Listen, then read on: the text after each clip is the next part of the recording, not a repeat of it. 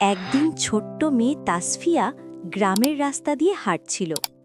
হঠাৎ সে দেখল এক লোক দুর্বল একটা ছেলেকে অকারণে বকা দিচ্ছে আর ধাক্কা দিয়ে সরিয়ে দিচ্ছে। ছেলেটার চোখে পানি, কিন্তু সে কিছু বলছে না। তাসফিয়ার মনটা খুব খারাপ হয়ে গেল।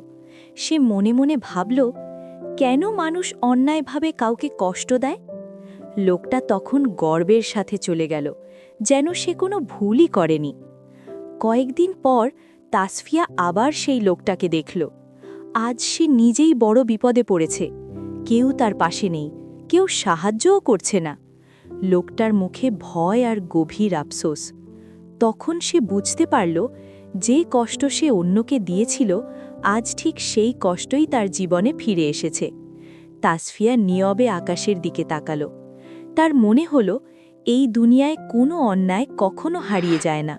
শেষে তাসফিয়া শান্ত গলায় বলল, অন্যায়ভাবে কারো ক্ষতি করলে একদিন সেটা নিজের ওপরই ফিরে আসে।